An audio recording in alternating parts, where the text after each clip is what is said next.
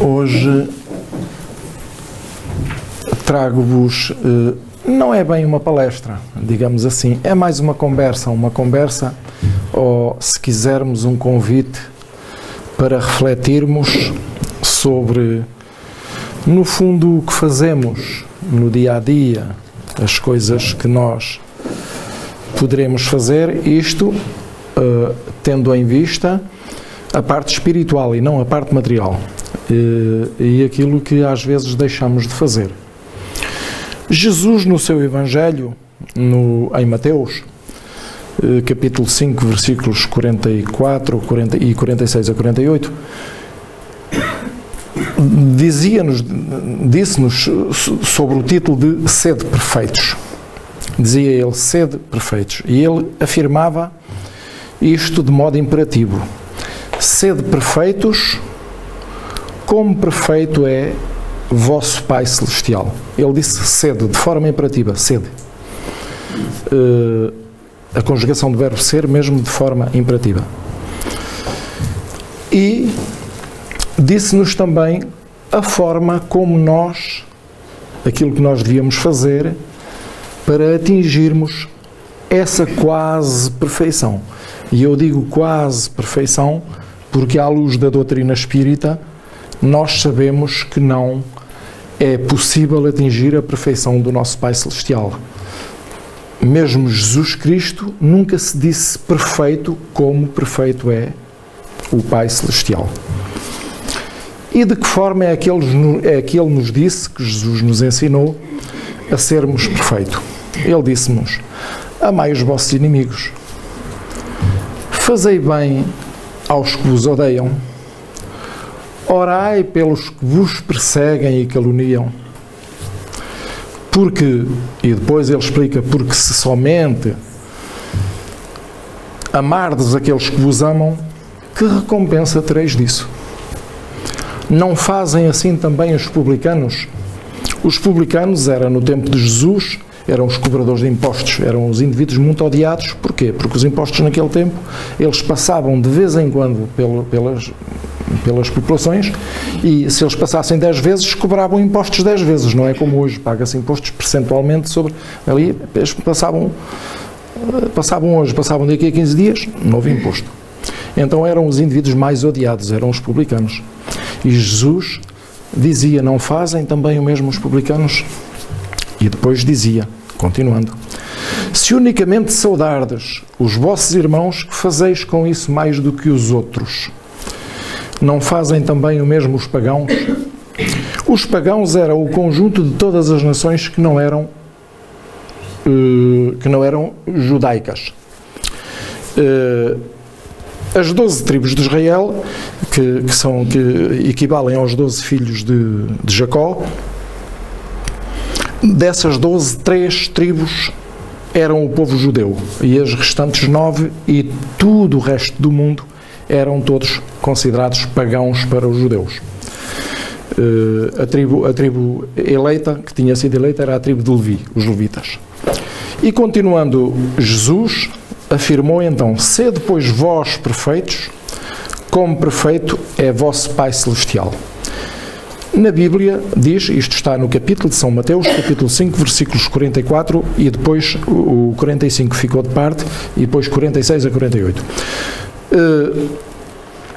Diz lá na Bíblia que ele fez esta afirmação para os apóstolos. Também convirá a afirmar, ou lembrar, quem são os apóstolos de Jesus.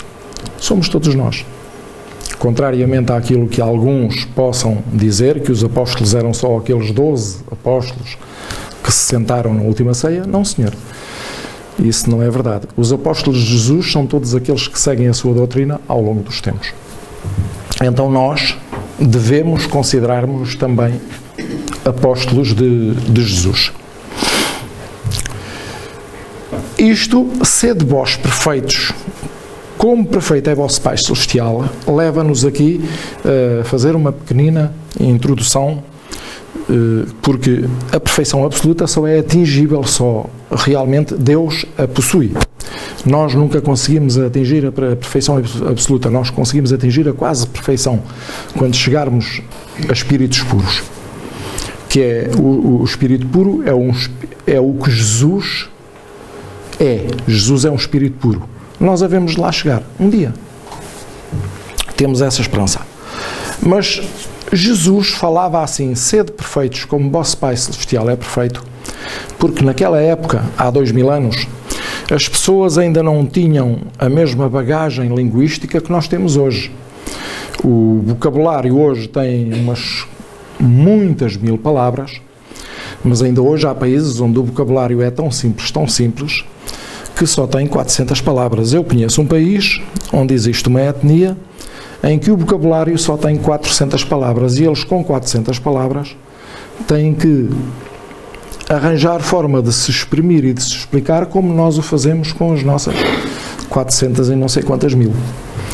Ora, estão a ver a dificuldade que há para Jesus falar naquela altura. Ele não podia dizer: sede vós perfeitos como eu sou, porque isso era elevar o seu ego. Ele não podia dizer isso. Então ele disse: sede vós perfeitos como perfeito é vosso Pai Celestial. Era um termo comparativo que ele arranjou para que todos os seus seguidores, numa tentativa, tentassem atingir a perfeição. De que forma? Através de amar os inimigos, fazer o bem aos que nos odeiam, orar pelos que nos perseguem e caluniam, e, enfim, vamos continuar. Vamos ver se nós vamos refletir, se nós, no nosso dia-a-dia, somos assim tão perfeitos. Então Jesus mostra deste modo que a essência da perfeição é a caridade. Porquê? Porque orar por os nossos inimigos, fazer o bem a quem nos faz mal, é a caridade. É a caridade absoluta. Caridade não é dar esmola. Esmola é diferente de caridade. Então, a caridade implica a prática de todas as outras restantes virtudes. E Allan Kardec, no capítulo 17 do Evangelho segundo o Espiritismo, no capítulo 17, no item 3, tem lá um subtítulo que é o homem de bem. E ele diz que o homem de bem é aquele que cumpre a lei de justiça, de amor e caridade na sua maior pureza. Para nós sabermos qual é a lei de justiça, amor e caridade, vamos seguir aquilo que Jesus nos ensinou e que eu acabei de explicar.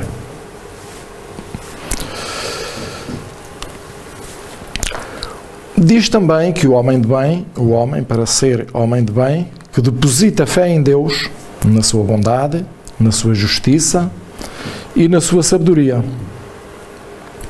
Então nós devemos depositar fé em Deus. Mas não é uma fé cega, não é aquela fé como eu às vezes ouço dizerem na rua, que sou abordado, como todos nós, por alguém e diz: a fé, você tem fé em Deus, você acredita em Deus. Não é acreditar. A fé em Deus não se trata de acreditar, porque nós, os espíritas, já não acreditamos em Deus, nós já temos a certeza que Ele existe. Já não se trata de acreditar ou não acreditar, trata-se de ter uma certeza absoluta. Se nós temos a certeza absoluta, já não acreditamos, já estamos um passo um pouquinho mais à frente. Depositamos fé na sua bondade, na sua justiça e na sua sabedoria, porque Deus é infinito em todas estas, é infinitamente perfeito na justiça, é infinitamente perfeito em sabedoria. Ele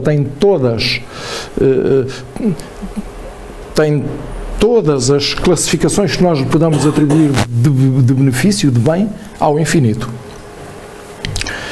E o homem de bem sabe que sem a permissão de Deus nada acontece e submete-se sempre à vontade de Deus. Não é muito fácil nós submetermos à vontade de Deus. Às vezes reclamamos muito, quando temos doenças, quando os nossos filhos não fazem bem aquilo que nós queremos, quando temos problemas de famílias, nós normalmente não nos submetemos à vontade de Deus, mas adiante vamos ver qual é a forma como nós nos devemos comportar para nos submetermos à vontade de Deus. Mais adiante vamos vendo isso. Diz-nos ainda Kardec que o homem de bem, para ser quase perfeito, deve ter fé no futuro, razão pela qual coloca todos os bens espirituais acima dos bens materiais. Ora, aqui começamos logo, pelo menos eu começo, a ter alguma dificuldade, porque os bens espirituais são muito mais imperceptíveis do que os bens materiais. Os bens materiais, nós necessitamos deles no dia a dia para tudo. E os bens espirituais, será que necessitamos deles? Necessitamos deles da mesma forma. Só que está-nos implícito de uma forma subtil. E nós às vezes não nos apercebemos, não conseguimos compreender muito bem que necessitamos tanto deles como necessitamos dos bens materiais. Então nós temos fé no futuro, devemos ter fé no futuro para sermos homens de bem. Ter fé no futuro implica ainda ter fé nas vidas futuras, ter fé na reencarnação, aceitar a reencarnação. Porque nós não conseguimos numa vida fazer, é impossível numa só vida sermos no fundo perfeitos. É impossível. As vicissitudes da vida, e nós que vivemos ainda num planeta relativamente atrasado, e as vicissitudes a que estamos sujeitos, não nos permite nunca nós, numa vida só, atingirmos a perfeição. Então devemos colocar os bens espirituais acima dos bens materiais. Sabe que todas as vicissitudes, todas as provas, todas as dores, todas as expiações são provas ou expiações, e aceita estas provas ou expiações sem murmurar. É muito difícil nós aceitarmos as provas e as expiações que nos são que a vida nos apresenta sem murmurar. Eu próprio tenho muita dificuldade em fazê-lo. E cito, e até posso dizer uma situação em que eu não aceitei muito bem, sem algum murmúrio. Eu tenho um cancro maligno e, quando recebi a notícia, não aceitei sem murmurar, confesso. É um choque muito grande para toda a gente, quem está, não sou o único, sei que há mais pessoas que têm, e sei que há pessoas aqui que têm familiares que o têm também. Hoje estou praticamente, aceito as coisas com naturalidade, mas quando não as aceitei sem murmurar, confesso. Mas devemos aceitá-las sem murmurar. Esta fotografia foi tirada por uma senhora espanhola, dos Médicos Sem Fronteiras na altura, hoje Médicos do Mundo, ou não sei se era ao contrário, se antigamente era Médicos do Mundo e agora são Sem Fronteiras, sei que mudaram o nome ainda não há muito tempo. Foi tirada em 2011,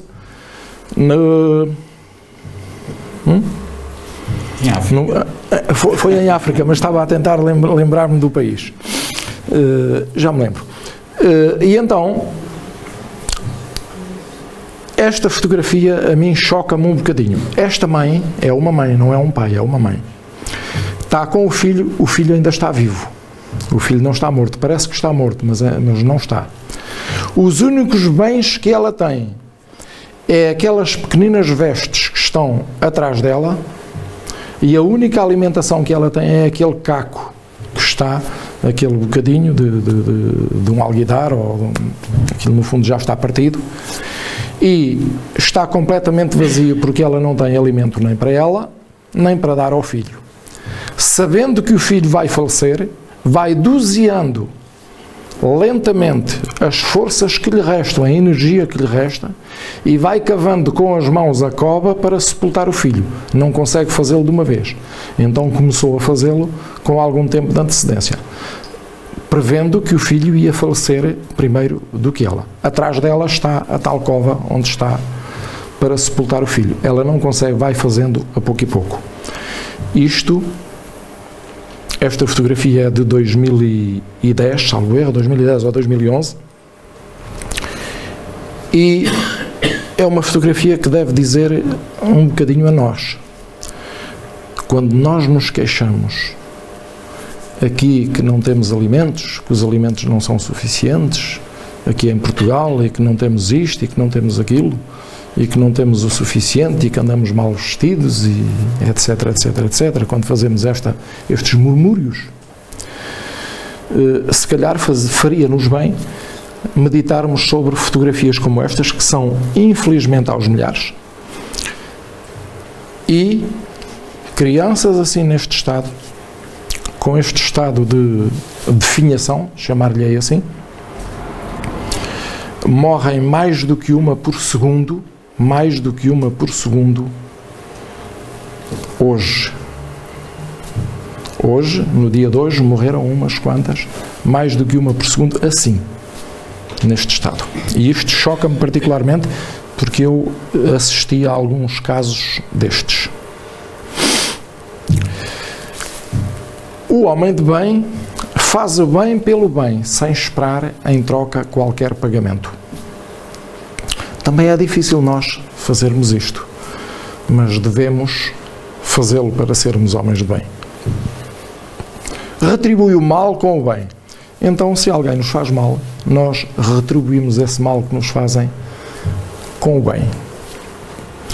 Toma a defesa do fraco contra o forte e sacrifica sempre os seus interesses pessoais aos interesses da justiça. Note-se que esta justiça é a justiça divina, não é a justiça dos homens na terra, é a justiça da natureza, a justiça divina, a justiça de Deus. Porque a justiça dos homens, essa hoje está de uma forma, amanhã está de outra, e nós nem sabemos, ela todos os dias é alterada um pouco a bel prazer, ao prazer de os homens que têm o poder. A justiça divina, nós não podemos alterá-la e estamos todos submetidos a ela, quer queiramos, quer não. E fazer o bem sem esperar pagamento algum. Há muita gente que o faz, muitos de nós os fazemos, mas retribuir o mal que nos fazem com o bem ainda é mais difícil, certamente, nós. Por enquanto ainda nos é difícil nós fazermos isso, ainda não estamos preparados, ainda não estamos mentalizados para fazer isso, mas devemos fazê-lo porque assim Jesus nos aconselhava. Encontra satisfação nos benefícios que espalha e nos serviços que presta. Serviços, muitas vezes, gratuitos. Benefícios gratuitos, sem esperar pagamento. Encontra satisfação em fazer os outros, em fazer as outras pessoas ditosas, em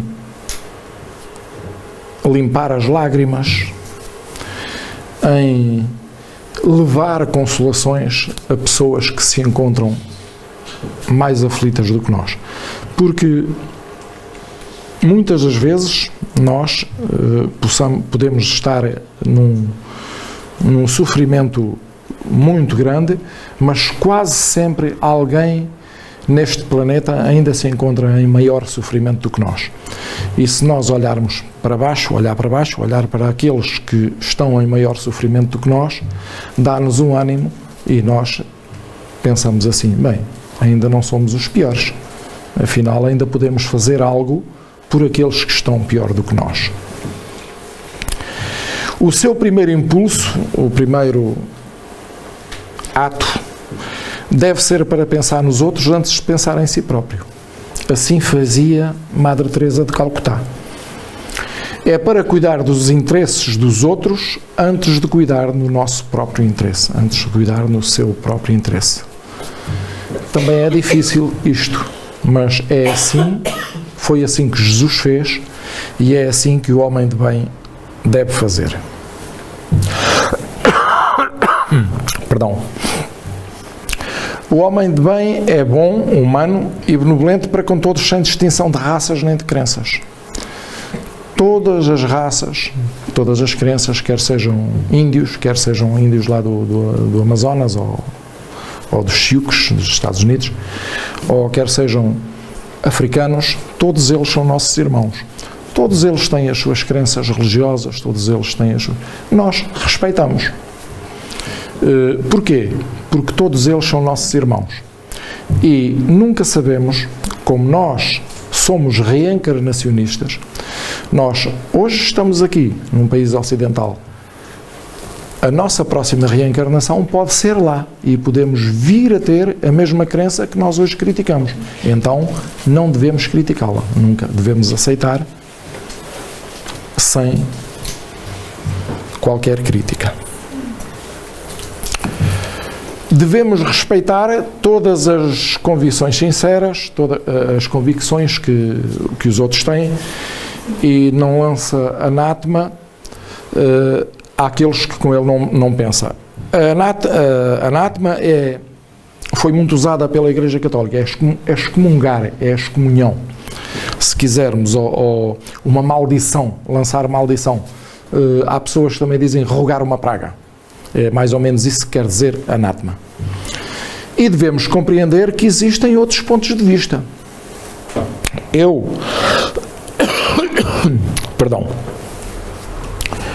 aqui há uns meses peguei numa garrafa e coloquei de um lado, assim em metade da garrafa, a imagem de um santo. Daqui do outro lado a imagem de um demónio. E mostrei a um católico, virando o demónio para mim e pondo a garrafa e perguntei: o que é que está a ver? Estou a ver aí o santo, não sei, eu até sabia o nome do santo. E eu daqui, tem piada, olha, eu estou a ver aqui, é um grande demónio. E aquilo criou-se ali uma pequena discussão. Discussão amigável. Eu era uma senhora já idosa e eu convidei a senhora a trocar de lugar. Olha, não se importa. Santíssimo Sacramento, o que eu estou a ver. Mas o objeto é o mesmo, era a mesma garrafa. Portanto, nós não devemos lançar discussão, devemos aceitar que há outros pontos de vista. Às vezes as coisas são as mesmas. Nós é que estamos num sítio diferente a fazer a observação.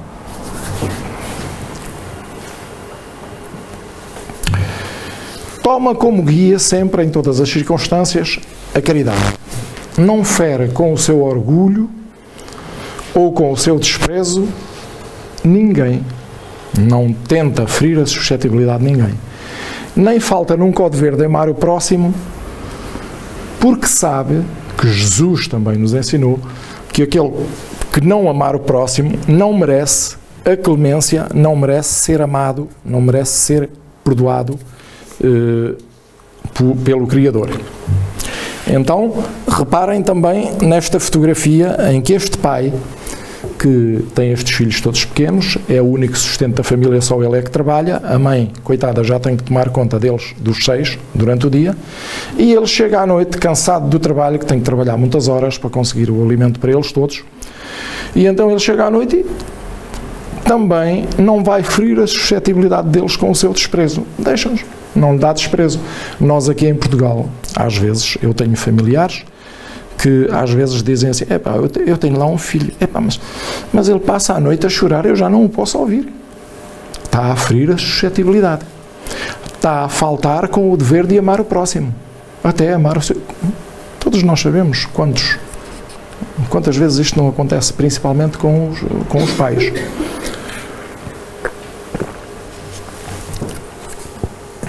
Não estou a ser maldicente, pois não. Penso que estou a constatar uma realidade.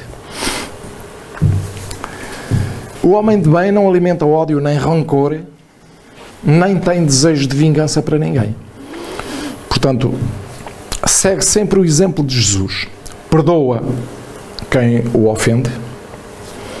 Se nós formos ofendidos, nós perdoamos. E nunca nos lembramos, nem valorizamos as ofensas que nos fazem. Pelo contrário, vamos valorizar as coisas boas que nos fazem. Se nos fizeram uma ofensa, se nos ofenderam, nós devemos valorizar uma coisa boa, pelo menos desta maneira. Não. Ele está-me a testar a paciência. Está a testar a minha paciência. Então eu vou louvar a Deus, orar por Ele, pela oportunidade que Ele me dá de eu testar a minha paciência. É um exemplo que se pode seguir.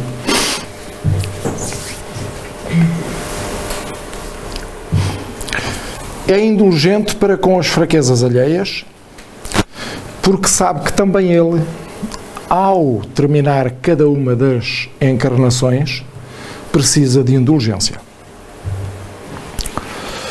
E tem presente sempre esta sentença de Cristo: atire-lhe a primeira pedra aquele que se achar sem pecado. É conhecida esta parábola de Cristo quando lhe apresentaram uma senhora e lhe disseram: Mestre, esta senhora praticou adultério e nós vamos apedrejá-la. E ele, Jesus, perguntou: e algum de vós está sem pecado que possa ser o indivíduo que lhe lança a primeira pedra? E eles começaram a afastar-se, um para cada lado. Aquele que tivesse em pecado, aquele que nunca pecou, de vós, lá do Conselho dos Anciãos, que lhe atira a primeira pedra à senhora. E depois ainda disse à senhora: eles condenaram-te. E ela: não, então eu também não te condeno. Vai em paz. O homem de bem nunca se compraz em procurar defeitos alheios. Nós, para sermos homens de bem, nunca maldizemos ou tentamos procurar um defeito de um vizinho, um defeito de uma vizinha. Não. Nós nunca procuramos esses defeitos. Nem evidenciá-los. E se nos virmos obrigados a isso, procuramos sempre o bem que possa atenuar o mal. Procuramos transformar um defeito de outrem num benefício para que possa atenuar e, em vez de ser um malefício, possa se tornar num benefício em favor dessa pessoa. Portanto, pôr um ponto final na maldicência. Estuda as suas próprias imperfeições e trabalha sem parar para combater essas mesmas imperfeições. Santo Agostinho dá-nos o conselho de como nós devemos combater uma forma que nós temos para combater essas imperfeições. É, diariamente, à noite, interrogarmos-nos se fizemos algum mal, se fizemos todo o bem que podíamos, se alguém tem algum queixume a dizer de nós. E Paulo, o apóstolo Paulo, o apóstolo que escreveu as cartas paulinas, diz que é pela boa árvore, que é pela árvore boa que dá bons frutos, que é pela árvore que se conhece o fruto. E também diz que a boca está cheia de... a boca fala aquilo que o coração pensa. Também nos convida aqui, de certa maneira, a abstermos-nos de alguma maldicência que possa haver, de alguma quadrilhice que possa haver, de alguma, enfim, coscovilhice que possa haver. Aqui Paulo também nos aconselha a que, no fundo, há outro ditado popular, mais português, que diz que é pela boca que morre o peixe. No fundo, o sentido é o mesmo. O homem de bem não se envaidece da riqueza que tem e não tenta com a sua riqueza tirar vantagens. Também é difícil. Nós sabemos que normalmente as pessoas, quanto mais ricas são, mais riqueza querem.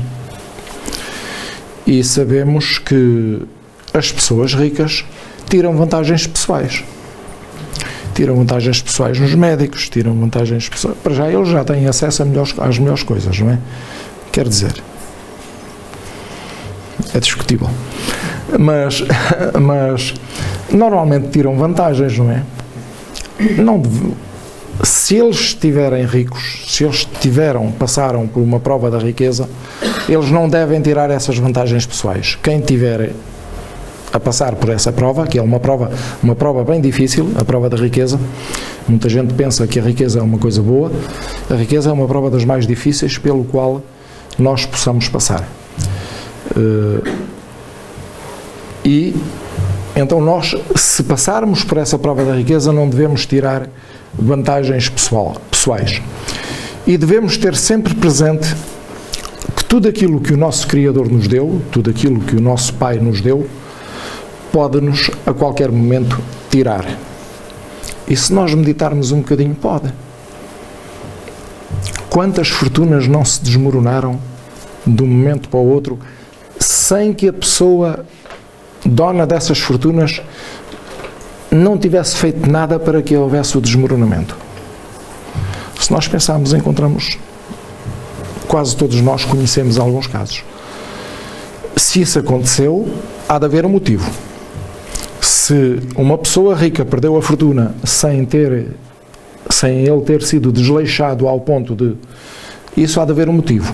E esse motivo, se não está nesta vida, há de estar numa vida pretérita. Continuando, o homem de bem usa, mas não abusa dos bens que lhe são concedidos, porque sabe que é um depósito e terá de prestar contas, ao desencarnar, terá que prestar contas por este depósito destes bens que lhe foram concedidos. E a forma pior de que ele possa aplicar a esses mesmos bens é aplicá-lo ao prazer das suas paixões, aplicá-los para a satisfação própria do prazer das suas paixões. Esta fotografia também são duas fotografias, uma tirada no Brasil, onde crianças se alimentam do lixo putrefacto, já semi-putrefacto, a parte de baixo, e a parte de cima são restos de comida aqui na Europa, aquela comida que nós aqui na Europa ainda continuamos Europa, Estados Unidos, e nos chamados países do primeiro mundo, continuamos assim a desperdiçar e a deitar para o lixo. Calcula-se que a comida que é destruída, isto só para ver o egoísmo, é bom nós às vezes pensarmos nisto, até onde é que vai o egoísmo dos chamados países do primeiro mundo, das pessoas que se dizem mais desenvolvidas. A comida que é destruída, que é queimada, nós aqui na Europa queimamos carne, queimamos manteiga, que produzimos a mais, queimamos leite, que anda aí uma crise agora do leite, que ninguém sabe o que é que há de fazer a tanto leite, mas ninguém pensa em pegar num contentor de leite e mandá-lo para a África. Não, têm que pagar ao preço que nós queremos. E eles lá nem sabem o que é leite. Muitos deles, muitos dos africanos, nem sabem que se bebe leite de vaca. Não sabem. Porque a miséria deles ainda é tanta que eles não sabem que há estes excessos. E nós aqui destruímos, queimamos, incineramos. O homem de bem não faz isso. Kardec diz-nos que a perfeição, quando o homem for mais perfeito, quando nós todos formos homens de bem, revoltar-nos-emos contra estas situações e nós próprios vamos exigir aos nossos governantes que haja uma distribuição mais uniforme por aqueles que necessitam. Ainda temos muito que aprender para lá chegar. Se a ordem social colocou sobre o seu mando outros homens, os empresários e aquelas pessoas que têm, ou os chefes, às vezes os chefes são piores ainda que a entidade patronal. Tratam mais mal os seus subordinados do que a própria entidade patronal. Se a ordem social colocou sobre o seu mando outros homens, Trata-os com bondade e benevolência, porque sabe que eles são seus iguais perante Deus. Quando usa da sua autoridade, nunca é para os esmagar, é para lhe levantar a moral. É para os acarinhar e não para os esmagar. É para levantar os benefícios que as pessoas têm e não para lhe, perdoem uma expressão um pouquinho grosseira, atirar à cara os defeitos. Qualquer pessoa que tenha que esteja a mandar noutros homens, é assim que deve proceder. O exemplo aqui assim, diz ali 2 pensadores franceses que viveram mais ou menos na mesma época, Charles de Gaulle e o Ernest Renan. O Charles de Gaulle era um general francês e dizia: não, os homens não interessam. O que interessa é quem os comanda. Quem manda neles é que é. Pronto. Quem manda é que é importante. O resto é gentalha. E o outro disse assim: por enquanto é assim. Porque realmente nós hoje, na sociedade que nós temos aqui assim, é assim. Mas olha que aqueles que são mandados são sempre melhores, têm melhor coração do que aqueles que mandam. Chamou-lhes a atenção para isso. Se for subordinado, quando nós somos empregados, nós devemos desempenhar a nossa missão com sabedoria e com boa vontade. Devemos tomar consciência do lugar que ocupamos na sociedade. E devemos cumprir os nossos deveres conscienciosamente.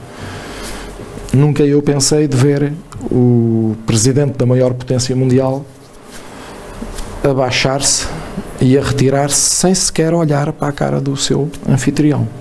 Aqui neste caso, que é o imperador do Japão, o Akihito, salvo erro.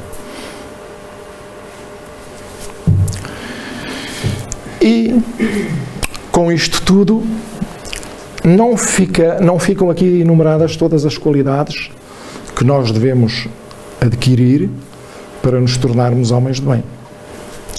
Mas estas qualidades que eu falei, se nós conseguirmos adquirir algumas, por pouquinhas que sejam, um bocadinho aqui, um bocadinho além, já nos põe num bom caminho. Não é fazermos homens de bem de um dia para o outro, porque isto não se faz de um dia para o outro e não se faz numa só encarnação. Temos plena consciência disso. Mas quem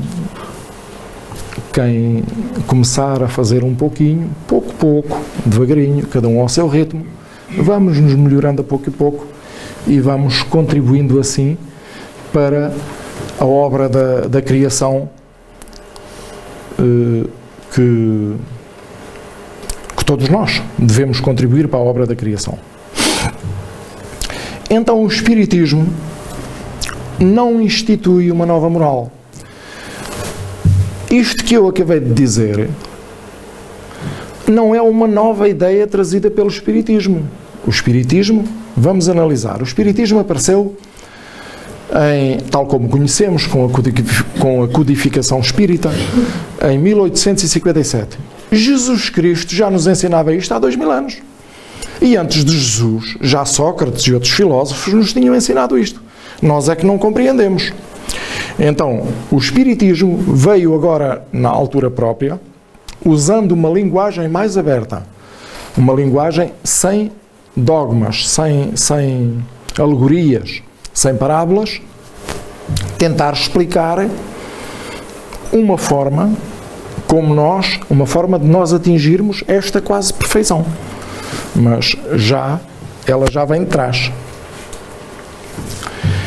E finalmente Kardec diz-nos que o verdadeiro espírita reconhece pela transformação moral que emprega uma pequenina transformação. Não é aquela transformação toda numa só vida, nós sabemos que não. Se nós conseguirmos fazer isto em 4 ou 5 encarnações, já é muito bom. Já é muito bom. Diz ele, Kardec, que o verdadeiro espírita reconhece pelos esforços pela forma como ele se esforça para domar as suas más inclinações. Porquê? Porque nós vivemos num planeta de expiações e provas e todos nós temos uma má inclinação, temos uma tendência para o mal. E certamente aqui muitas das pessoas que me estão a ouvir não concordam com esta minha afirmação, mas eu convido-vos a fazer uma pequena reflexão. Quando a gente vai aí na rua e vê uma pessoa tropeça e cai, a tendência que nós temos às vezes é de nos rirmos, e isso é uma inclinação para o mal. Não, desculpe lá, mas tem piada. Perdão. Depende. Se a pessoa cai e não se magoa e fica cheio de vergonha, a gente não ri. Agora, se a pessoa se aleja, ninguém se vai rir. E principalmente se for uma pessoa, por exemplo, se a pessoa for uma pessoa já velhota, ou às vezes sem abrigo, e que a gente pense que ele pode nem ser, mas que a gente pense que ele vai com um copo, ainda se ri mais. O verdadeiro espírita reconhece o esforço que emprega para domar estas más inclinações. Estas e outras. Eu dei este exemplo, mas é um pequenino exemplo. Há muitos. Poderia ter sido mais. Podia ter tido outros exemplos. E pronto, esta foi a bibliografia, foi só o Livro dos Espíritos e o Evangelho segundo o Espiritismo, e as imagens que aqui foram apresentadas, elas estão na internet, foram todas retiradas da internet, são públicas. E agora vamos para um período de